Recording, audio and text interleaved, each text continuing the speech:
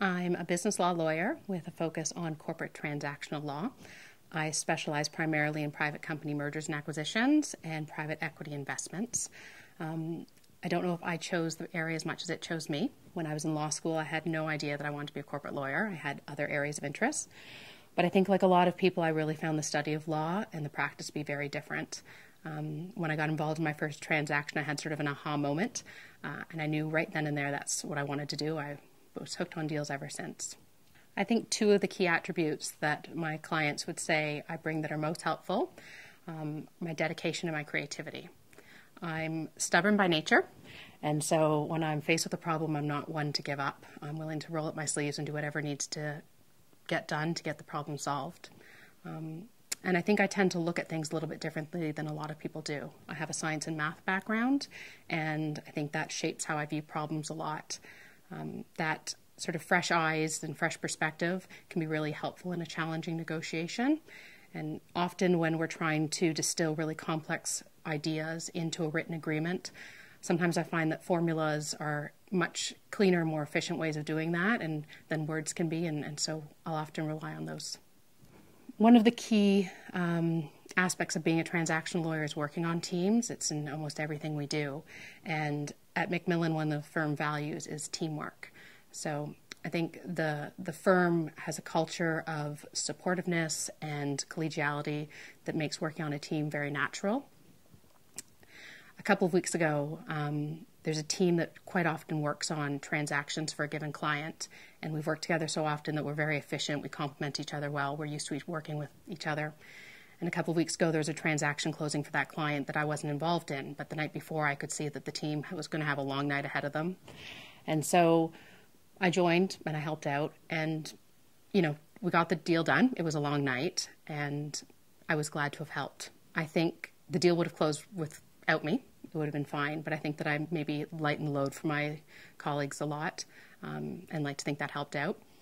But what was important to it, in my perspective, wasn't that to help out. It was that it was just natural to help out. It was sort of second nature because of the environment. I know that if the tables had been turned, my colleagues would have done the same thing for me, and so that was a good experience.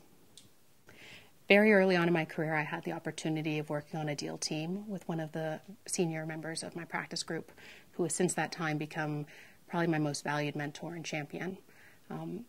At the transaction, at the closing, there are some roles that are maybe more junior and some of them more senior, and I obviously started at the more junior roles, but as the transaction progressed, that partner really gave me the opportunity to take on more significant actions based not really on my year of call, but more on my willingness and ability to take on the work. He took on the more junior tasks and really sort of put the ideas of hierarchical and ego aside. And I think that had a really profound effect on my career. It's influenced how I work together with teams, how I staff transactions, and how I mentor juniors. When I put together teams for transactions now, I really try and focus not on people's titles and what their seniority is, but really on what individual characteristics they bring to the table and how they can most efficiently and best help the team.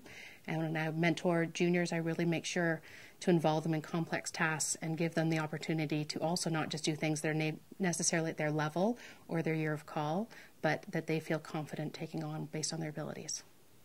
Pro bono means a number of different things to me. From the more typical pro bono work to other non-billable work that I do to make legal services more accessible to those who otherwise wouldn't be able to afford it. And also other initiatives within my community, both internal to my firm and outside. One of the activities I'm really excited about right now is working with a group of students from a local area college who are providing business and legal advice to local startup businesses who couldn't otherwise afford that.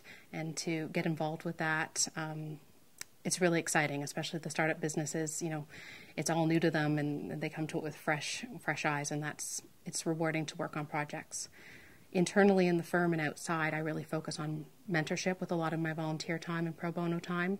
It's something that's had a really profound effect on my career and the opportunities and success that I've had. And so I really try and spend a lot of time both formally and informally working with mentors or mentees, junior associates and others within my firm, providing them with opportunities, guidance, to help them give the opportunities that I had when I was a junior.